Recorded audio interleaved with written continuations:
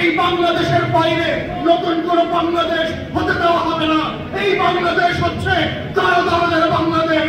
এই বাংলাদেশ হচ্ছে 24-এর আগামী দিনের বাংলাদেশ।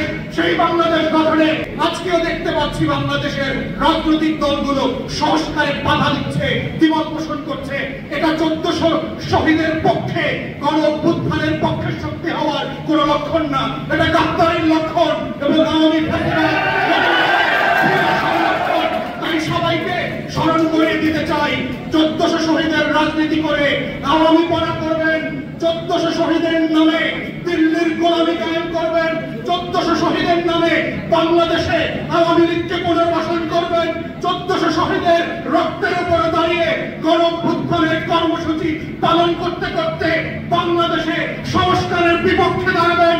সেই বাংলাদেশ আমরা হতে দেব না। সেই বাংলাদেশ আপনাদেরকে প্রত্যাখ্যান করবে।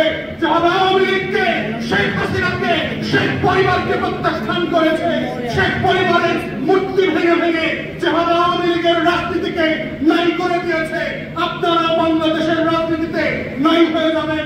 যদি আওয়ামী ফ্যাসিবাদ বিরোধী আন্দোলনের বক্তব্যগুলো পরিবর্তন করতে না চান, নিজেদেরকে বদলাতে না চান, নতুন বাংলাদেশ করবার ক্ষেত্রে আপনার ভূমিকাকে প্রশ্নবিদ্ধ করেন, তাহলে ইতিহাস থেকে শিক্ষা নেন।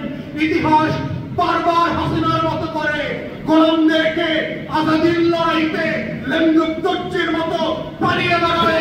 ইতিহাস আবার মির্জাফরদের মতো আপনাদের নাম খোদাই করে পাড়ায় মহল্লায় লাগিয়ে দেবে। আপনাদের চয়েস, আপনারা কি মির্জাফরের মতো মরবেন, লেন্দুক দর্জির মতো পালাবেন, ইরানের রেজা শাহ পাহলভীর মতো দেশে দেশে ঘুরে নির্লজ্জের মতো মারা যাবেন, না বীরের বেশে নতুন বাংলাদেশে 1400 শহীদের পক্ষে লড়ে বাংলাদেশ করবেন। এটা আপনার চয়েস এবং এটাই বাংলাদেশের ভবিষ্যৎ, এটাই 5 কোটি করবে। সেই বাংলাদেশের কথা বলে গেছে। আমরা যা আকাঙ্ক্ষা করেছিলাম বাংলাদেশটাকে গড়ে তুলবো, যেই বক্তব্যগুলো আমরা হাসিনারা বলেছিলাম হাসিনাকে নির্বাচন কমিশনটা এইভাবে গঠন করতে হবে, হাসিনাকে দুর্নীতি দমন কমিশনটা এইভাবে গঠন করতে হবে, হাসিনাকে বলেছিলাম তথ্য কমিশন, মানবাধিকার কমিশনে ব্যবসা বন্ধ করতে হবে, গণমাধ্যমকে গণতান্ত্রিক করতে হবে, পাবলিক সার্ভিস কমিশনের নামে ছাত্রলীগ আওয়ামী লীগের অ্যাপয়েন্টমেন্ট বন্ধ করতে হবে, প্রাতিষ্ঠানিক রূপ দিয়ে পেশাদারিত্বের ভিত্তিতে রাষ্ট্রের প্রতিষ্ঠানগুলোকে ঢেলে সাজানোর কথা বলেছি।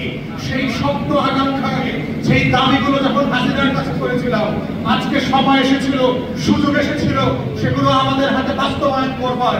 কিন্তু আমরা দুঃখজনকভাবে দেখতে পাচ্ছি হাসিনা যেই কারণে যেই যুক্তিতে সেই সংস্কারগুলো করতে দাঁড়াচ্ছিল, করতে রাজি হয় নাই, সেই শব্দে, সেই ভাষায়, সেই যুক্তিতে